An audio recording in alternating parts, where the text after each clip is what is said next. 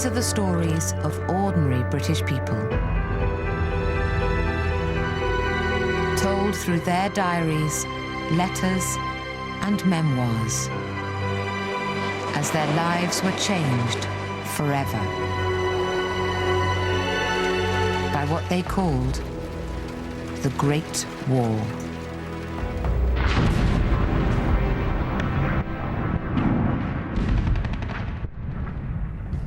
Stories of men and courage.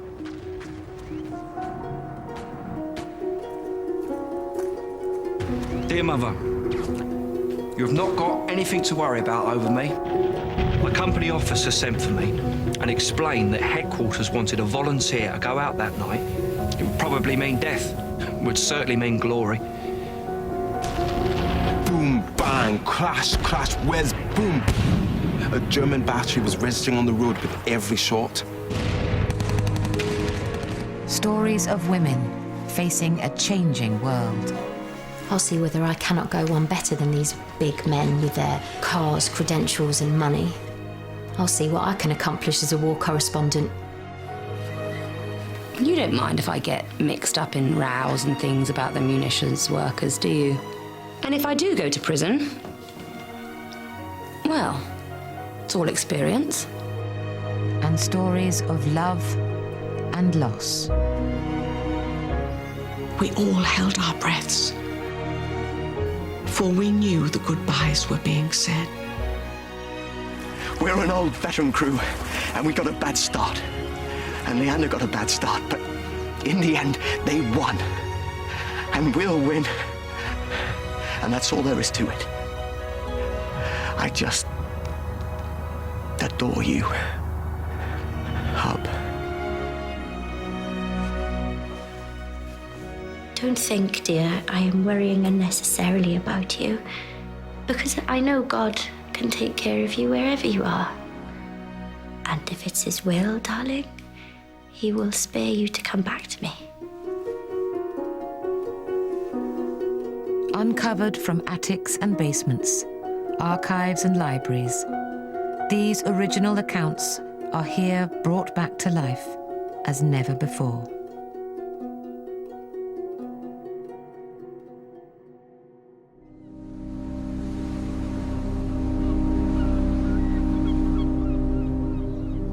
August the 4th, 1914.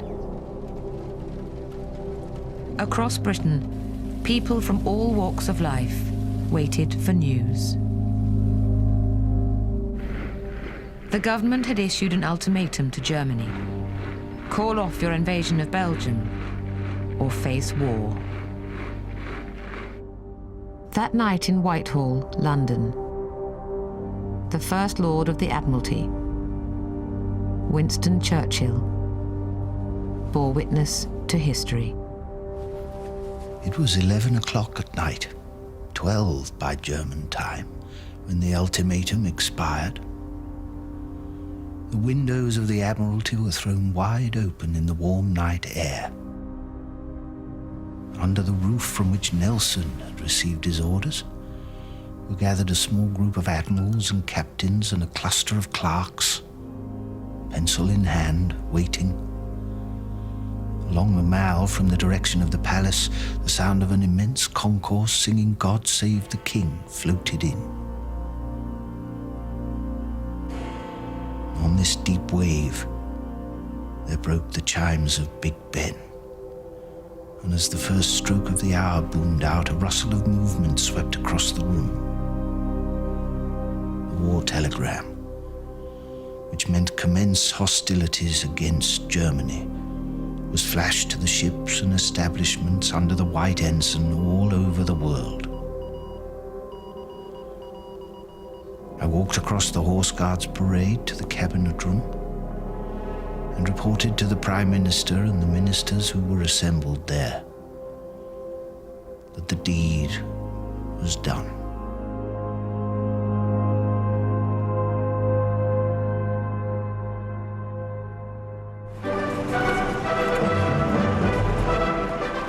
The following morning, across the country, the news was greeted with excitement. patriotic crowds surged onto the streets and to army recruiting offices. The government asked for 100,000 men to join the army. Over the next few weeks, they got 5 times that. In Hemel Hempstead, Hertfordshire, the local paper reported that the first man to reach the drill hall was a Mr. R. Evans. 26-year-old Reg Evans was already in the Territorial Army. I thank God every minute very near that I'm some use to my country, even though if it isn't much. And I know this. We couldn't be in a more honourable war. I'm an Englishman, and I know that whatever happens, no one can ever tell me that I failed in my country's crisis. And please God, I get back safely and always have pride in the knowledge that I did my duty. Reg was leaving behind a life of poverty. Born in a poor area of London, where 1 in 5 children didn't live beyond their 5th birthday. Reg had grown up at an orphanage, sent there in desperation by his mother after his father was killed in a riot. When he was old enough, Reg found work at a brush factory in Hertfordshire so he could be near her. Now, from the time he set off, Reg wrote to her every few days. Dear Mother, we left Hertford about 10:30 yesterday morning in the pouring rain. By the way, always seems to rain when we're on the move. All the way along, at every station and window, there seem to be people cheering and waving. But London, well, it's got the war fever properly. As we were marching to church this morning, motor omnibuses were held up and the passengers leaned over the top singing and cheering. Private motors and taxis are dashing about everywhere with Union Jacks and tricolour flags. When I stood by the railings this morning, a lady handed me up a huge bunch of flowers to decorate our room with and said she was just going to church to pray for us all. Reg's battalion went to a training camp in Essex, whilst they awaited orders. We're sleeping rather rough here. Our blankets have gone astray, so we have to curl up in our waterproof sheets at night, but, well, I have to say, doesn't seem to be doing us much harm. Rumours are flying about all the time as to our ultimate destination. But look, we don't know nothing for sure, so don't believe anything you hear, for I shall write and tell you as soon as ever we know. Well, good night, Mother. I shall write again soon. Yours affectionately, Reg.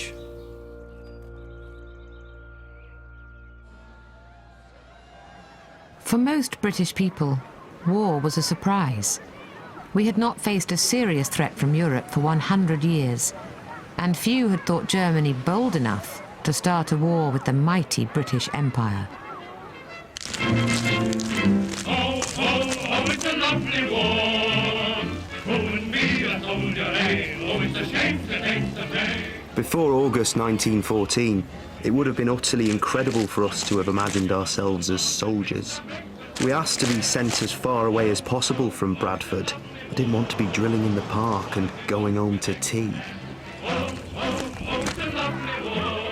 Twice I was held back from the drafts, but the third time insisted, and with 130 other men that night marched out singing merrily on our way to somewhere in France. Wonderful journey of dreams and romance. In just over 3 months, 1 million men joined up, the fastest voluntary enlistment in the history of war.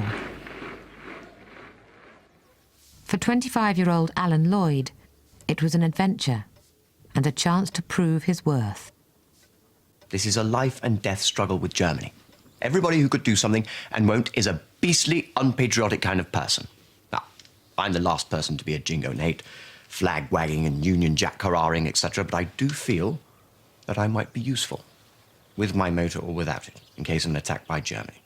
And so, I've offered my services to the War Office, if they should want such a chap as me. Alan was the fun-loving son of a rich Quaker family from Birmingham.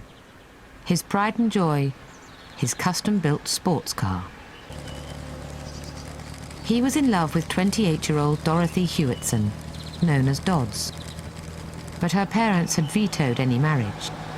They disapproved of Alan's lifestyle and thought he wouldn't settle down. Only after months of negotiation was their wedding agreed, and Alan began planning his new life. Got to find an English home for my wife and me. I found one beautiful old house near Melksham in Wiltshire. Oak-panelled throughout, but very near Melksham, which has factories, and I will not live within sight of a factory. I must hurry and get a farm. Surely you are not frightened because I said I might offer my services. Everybody must put their personal considerations in the background now. And I don't believe you'd be so selfish to try and stop me doing my part. I suppose if you go, we couldn't be married first, Ali, could we? I can't realise what it means, my darling, for not everything is ready for the wedding. And the Brigadier Generals say it will be a 3 years war, at least. I have seen and impressed the board, and also passed the medical exam. At least the candidate who followed me said he saw the word fit written against my name, so that's something. The board seemed to think I've got a very good chance of getting a commission in the cavalry. They told me the War Office would let me know the result. They couldn't say when. Probably we shall be able to get married before we hear anything. In September, Alan and Dodds were married and went away on honeymoon. While away, he heard he'd been accepted as an officer in the Royal Artillery, but not whether he would be needed in France. Whilst men enlisted, many women wondered what part they could play in the war effort.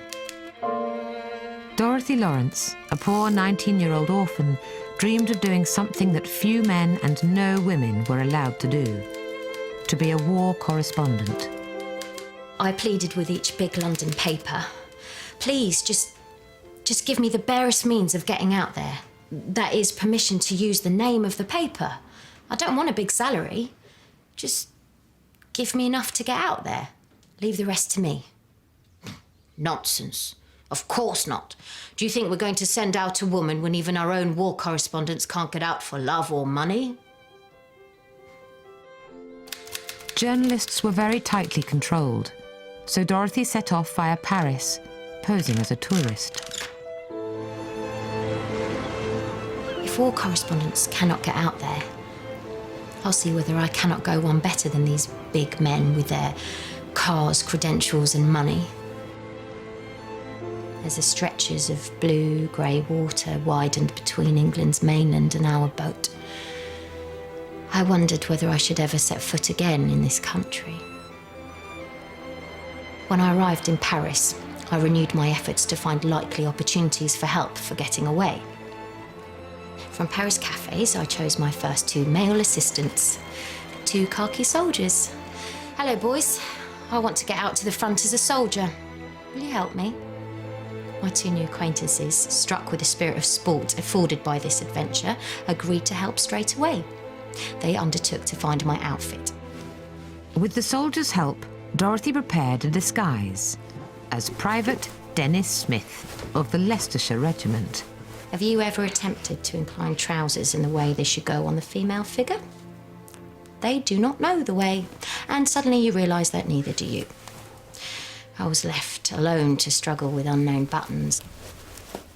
Eventually I got in by a series of jumps, jerks and general tightening up. Dorothy darkened her skin with furniture polish and cut short her hair. Then, with forged identity papers, she caught a train to the war zone.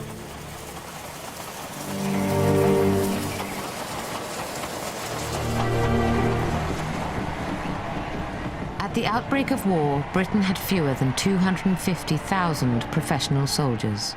But Germany invaded Belgium and France with 1.7 million conscripts. In overwhelming numbers, they swept towards Paris, only to be halted at the northeast on the River Marne. The fighting then zigzagged northwards, with both sides trying to outflank each other until they reached the coast. Facing overwhelming odds and suffering steady casualties, the British began sending over reinforcements. On November the 4th, Reg Evans received his orders. Dear Mother, as I dare say you have heard by now, the first hearts are off to France tomorrow. I am jolly sorry that we have had to go in such a hurry, as I was looking forward to coming home this weekend. You have not got anything to worry about over me. I'm in excellent health. I know you were disappointed. I haven't been able to see you again before I go on this little journey, so am I. But then that we cannot help. It is hard for you, but remember, Mother, it is hard for me as well. And you can make the parting easier or harder according to how you take this.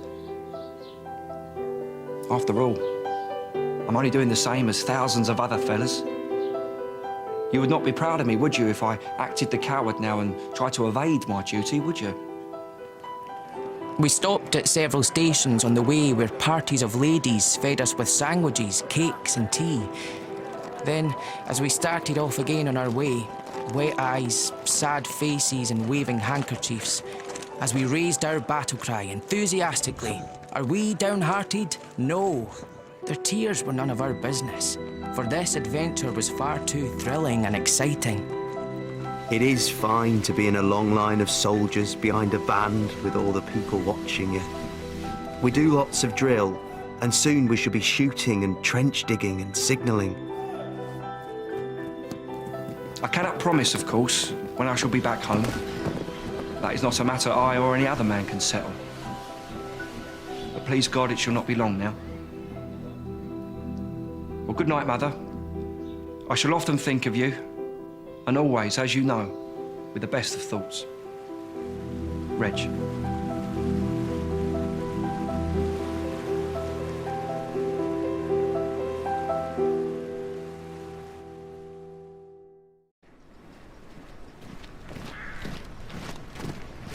Between August and October 1914, the British Army was pushed back through France and Belgium by a German army 10 times its size. On November the 6th, Reg Evans landed at Le Havre. Like many of his friends in the Hertfordshire Regiment, it was the first time he'd been abroad. Dear Mother, we have arrived safe and sound after a delightful voyage, and everything okay. Don't you worry about me, I'm fine. You would laugh at the sights here and the way that people go on. We have travelled far. I thought of you a lot last night.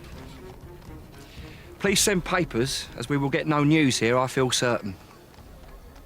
I'll give my love to all, and accept the same for yourself. Much love, Reg.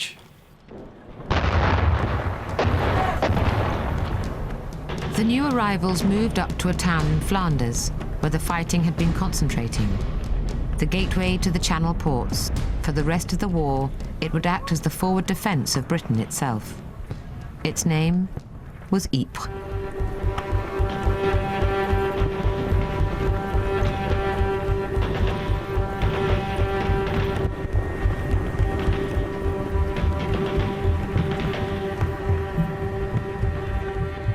Dear Mother, we marched here from over the frontier, all through Friday night, arriving about 11 in the morning, tired as you can guess.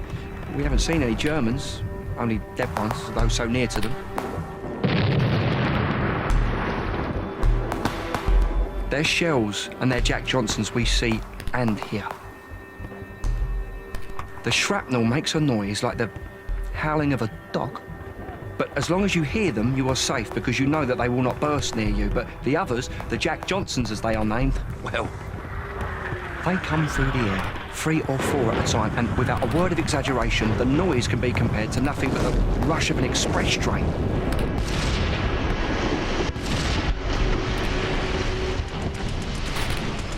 And high up in the air shoots a huge column of dust and smoke, then others, and a terrific roar goes up as they explode. But if they hit the ground, they can leave a hole large enough to bury a motor bus. It sounds tall, doesn't it? It's a fact.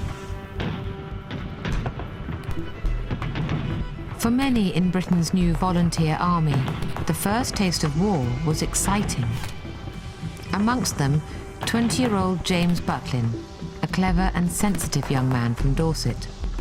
He'd worked his way to Oxford University, but given it up to do his bit. What a tremendous series of adventures I've been through in the last fortnight. I went into the trenches under the guidance of another officer. To begin with, the cold was intense and a sharp frost every night. Secondly, the Germans keep up a tremendous fire all night, far more than in the daytime. Of course, all the time bullets keep whizzing over your head and shells bursting all around you, but you get used to these kind of things. The fighting around Ypres ended in stalemate, and winter set in. Both sides had expected a mobile attacking war which would be over by Christmas. Now, weeks and months went by, with the front line frozen into 500-mile-long lines of trenches, stretching from the Channel coast to Switzerland. It was a kind of drawn-out siege, and by 1915, nobody could find a way out of it. Dorothy Lawrence's daring plan to report the war as an undercover journalist had taken her close behind the British lines. Now she set off towards the trenches on her bicycle. Hours of uneventful riding passed as I steadily covered the miles between Amiens and the front. Gradually, civilians grew fewer, and at last none came my way.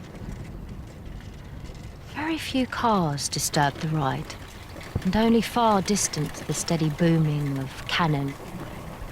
Later, however, heavy firing became very audible, and obviously not far away. A lonely grave was the first visible sign of war. Gunfire grew with reverberating noise. Well, I'd certainly managed to get near the trenches.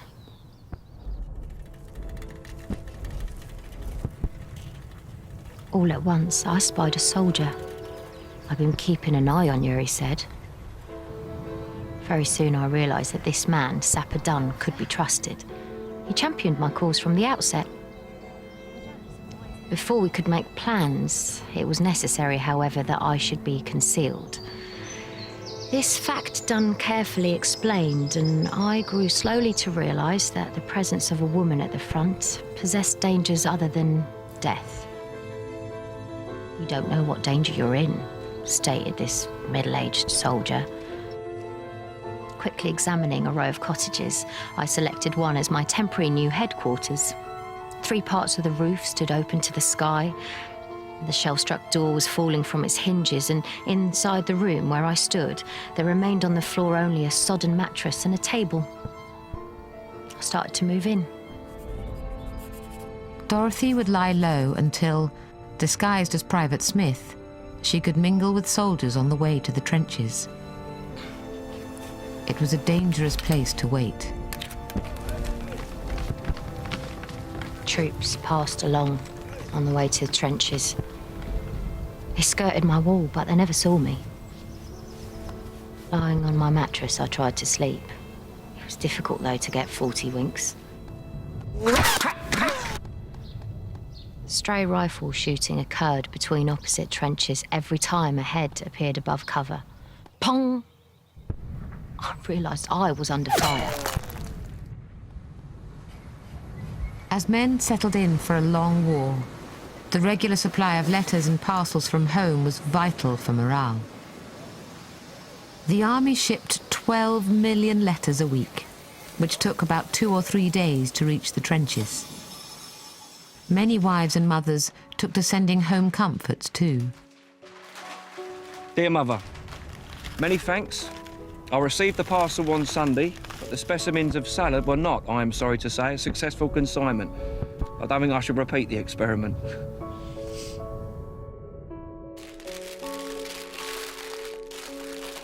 Dear Mother, just a line to let you know that I received the parcel safely and to thank you very much for it. Tomato was, I'm sorry to say, not a success, but everything else came okay. Before I get any further, let me get to the real object of this letter and to wish you many happy returns of the day. Your birthday, I mean. I wish I could have been there with you. But never mind, Mother dear.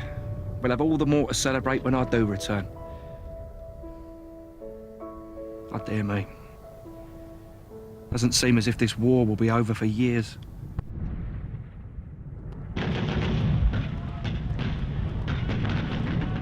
Reg was about to be tasked with a very dangerous mission, to slip into the strip of ground between the two front lines, known as No Man's Land. My company officer sent for me and explained that headquarters wanted a volunteer to go out that night and to report what damage had been done to the enemy's wire and front trenches by the intensive bombardment. The artillery would receive orders to cease fire for an hour whilst the reconnaissance was carried out. But so as not to raise suspicions at the lull, machine guns would carry on covering fire over the German lines. Whoever took the job on would have to go alone. It would probably mean death. It would certainly mean glory. Then, after a pause, he came to the point. "Will you go?" he asked. For a few seconds I hesitated. What could I say?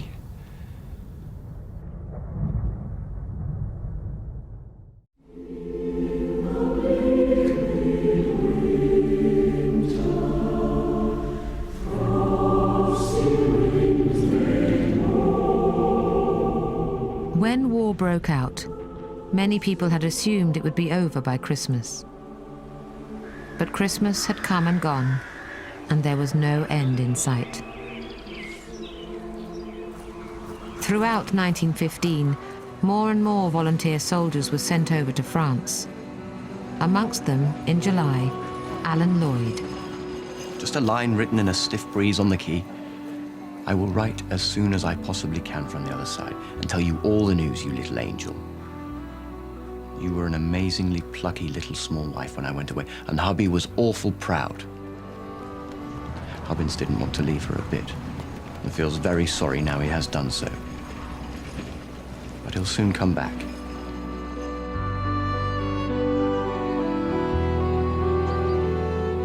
A few days later, Alan wrote again to Dodds from his billet in Belgium. Belovedest wife. Here, we're comfortably installed in an old chateau. Nowhere near the firing line for a while. Lovely country about here of crops, awfully peaceful. One would never dream of war at all. Small wife would love it. When the war's over, she and Hubbins will have a little honeymoon and see some of these places which we pass through now.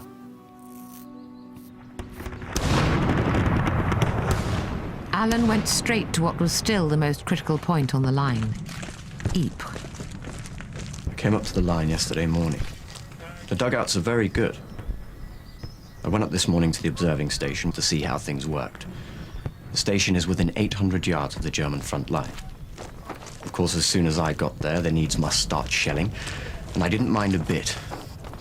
They dropped 8 shells all round, and one fell within 15 yards of me. So I'm the first of the battery to come under fire. We are quite comfy here, and very safe. So don't be anxious and take care of your beloved self always.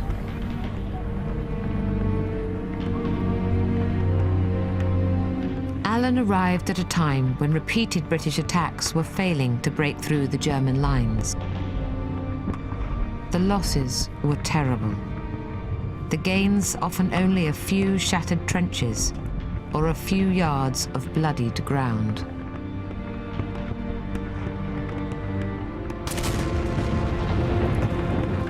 Dear old Basil, I write with a feeling of profound gratitude to my God I'm still alive. Since we've been through a terrible time. The Germans had concentrated their artillery near this point and shelled us continuously for 5 days and nights. Worse even than that.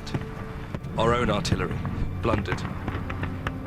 They dropped shells into our own trenches, which were meant for the German trench some 300 yards away.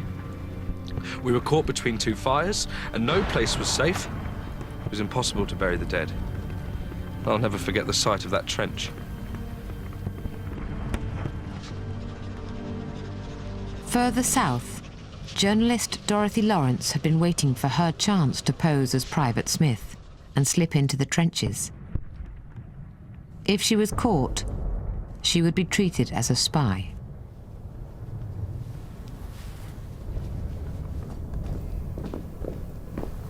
Shortly after thick darkness set in, I heard heavy footfalls. All of a sudden, the door flew open and in marched 3 men. "We've come to arrest you in the King's name," they said. "Oh, I see," I said. After a long ride, we arrived at Senlis. There a cross-examination took place. Unhappily, my sense of humour was aroused due to the appearance of my latest judge, a man whose normal occupation during the war was to examine German prisoners. As I happened to be neither German nor a spy, he proved to be rather unsuitable for examining an English girl. I told the simple truth and nothing beyond it. If the army didn't believe Dorothy's story, she faced a long imprisonment, or even execution. Reg Evans was now ready to make his solo patrol into no man's land. Though dangerous, night reconnaissance was common, especially before a big attack. That evening, I slipped out through an old sap head into no man's land. The din was terrific, though the intensity of our bombardment had died away. The enemy was sending up berry lights and star shells in reckless profusion, and to crown it all, the moon had rose early at the full, cloudless and serene. I wormed my way along till I reached the road on my right, and proceeded along the side of it till I came to a stupendous barricade of wire and trestles, which extended across for some yards on either side. I traversed for some distance in this close contact, till at last, seeing another huge gap in the wire, I turned to make the return journey. Only just in time.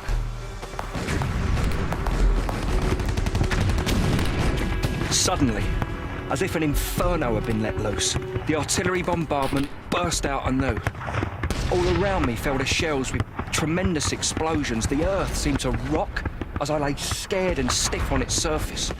And the sound of broken metal was like the rattle of a hailstorm as it pattered to the ground, with a noise insistent and penetrating even amid the louder roar. I really felt that my days were over. And as I resumed my awful journey through shell holes and debris, while all the time thinking I would never complete it. The state I was in when I finally did reach our trenches can be imagined. Challenged by a sentry, I was almost too exhausted to reply.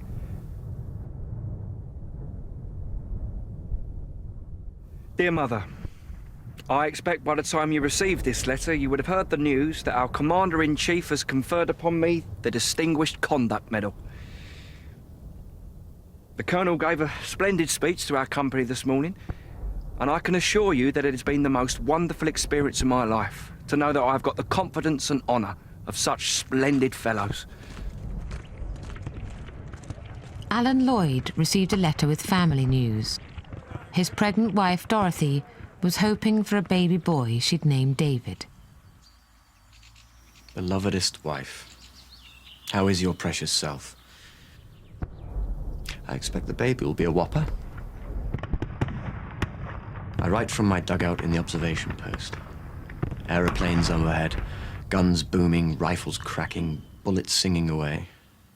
It's the same thing day after day.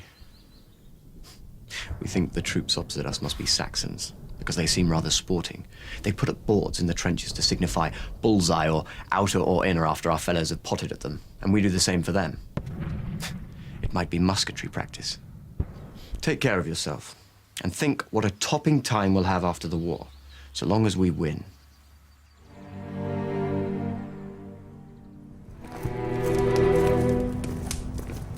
Summer 1915 turned to autumn and to winter, and still there was no sign of an end to the bloody deadlock of the trenches. For many, the stress was becoming too much to bear. I find now that my nerves are all gone, and I tremble every time I hear a shell. It's not because I'm frightened, but I can't help it all.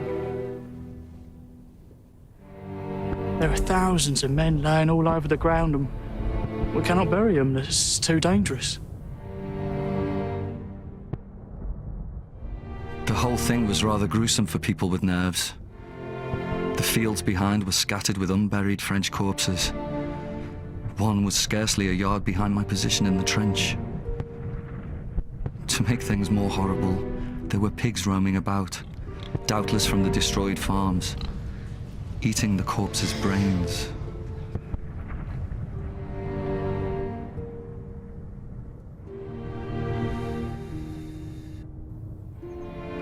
My nerves are not what they were. And I could tell you I could do with 3 months in England with advantage.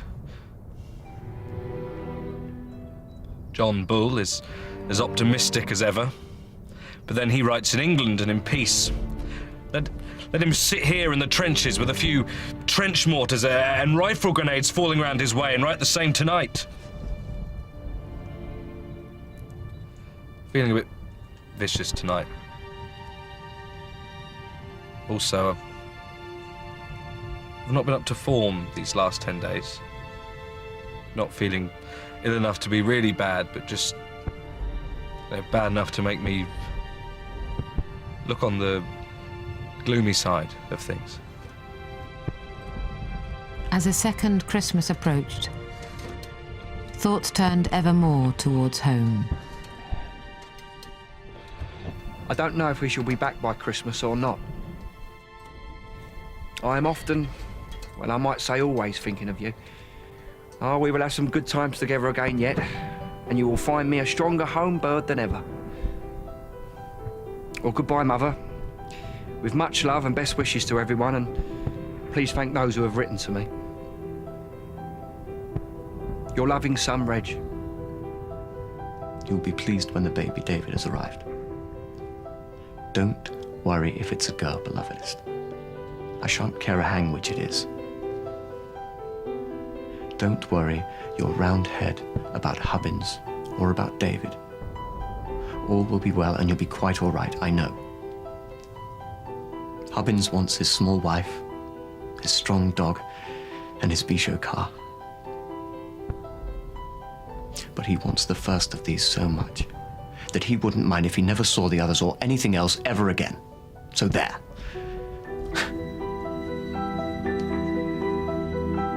I want another honeymoon with small wife. I want it so awfully badly. We will have such a long honeymoon when we get it. Devon and Cornwall and Scotland and all over the place. Staying and browsing away at all the nice, comfortable, old-fashioned pubs we know. And everywhere we've enjoyed our little selves so much. We'll motor all over Perthshire and Argyllshire and away up to the wilds of Caithness. And the Bichot car will hum with that lovely, dreamy, humming sort of hum which it has when it's going away with small wife and Hubbins on a long, long joyride. And won't it sing when it knows that war is over and small wife and Hubbins are together for always. So take the greatest care of your precious little beloved self.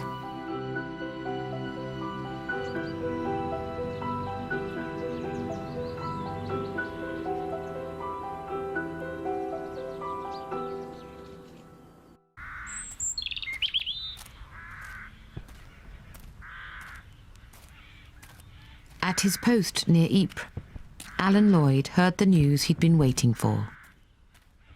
My ownest, belovedest little wife. My first news I got was Eric's wire saying he was an uncle. So I knew you were all right, but I didn't know whether it was a boy or girl.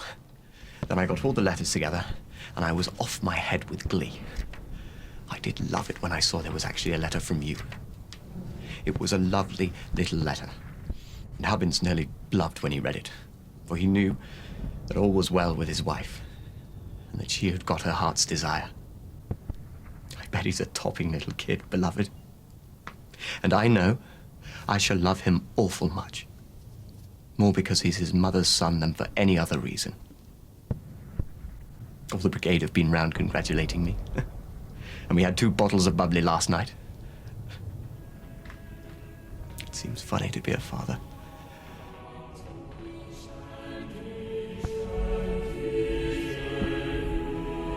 Alan would have to wait for leave to meet his son. All the men knew they might never see home or family again. My darling Mum, one is here confronted almost daily by the possibility of death.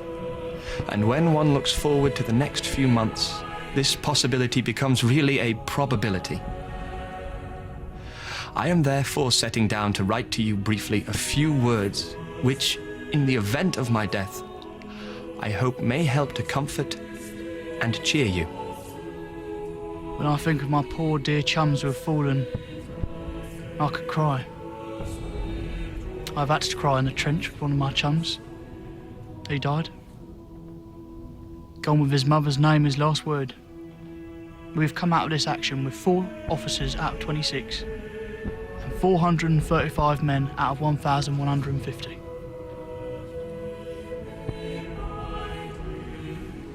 Both sides are making strenuous preparations for a winter campaign. There are, as a matter of fact, no signs of the end whatever. Nothing to lead one to suppose that there will not be another winter in the trenches. It is questionable if flesh and blood can stand another winter. Dear Mother, just a line to let you know I'm all right. We are having by no means an easy time. I don't know how long this war is going to last. And at times I quote myself the line of that hymn. We bear the burden of the day, and often toil seems dreary. For indeed we are bearing the burden. And oh, what a heavy one. But then what's the next line? But labour ends with sunset ray, and rest comes to the weary. That's just it. Isn't it a glorious thought? Well, au revoir, and here's to a jolly Christmas. I shall be thinking of you all, and fond love. Reg.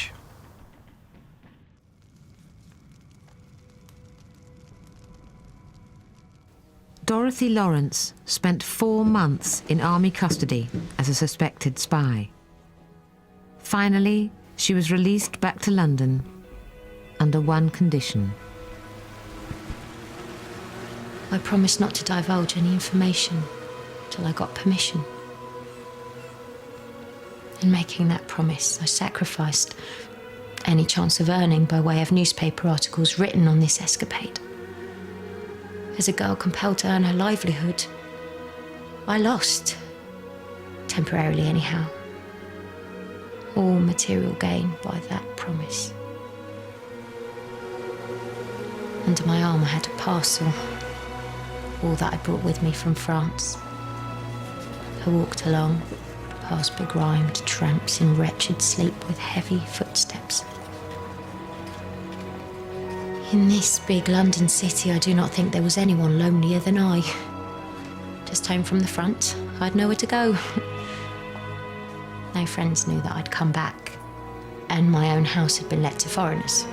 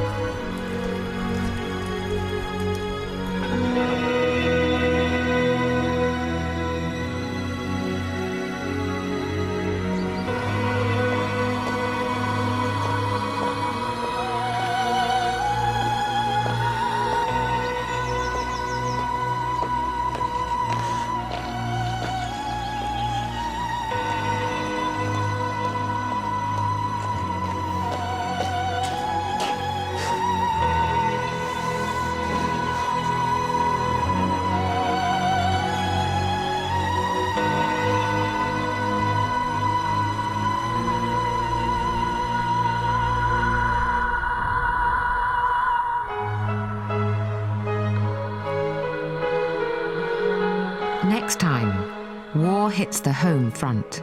To have London in a state of war, awful as it is very thrilling. Reg fights for his life on the operating table. I've been feeling so rotten. I'm afraid the last operation was not a success, and I shall have to undergo another. And Alan finds himself in the biggest battle the British have ever fought, the Somme. There are a lot of indications that the war won't last a vast time longer. I think the Hun is getting enough of it now. And The Great War, The People's Story is back next Sunday at the same time. And you can read more about the people featured in the programme in the book of the series, out now in all good bookshops. Here tomorrow night, a woman is desperate to find the daughter she was forced to give up. The new series of Long Lost Family continues at 9. Coming up tonight, we've the ITV News.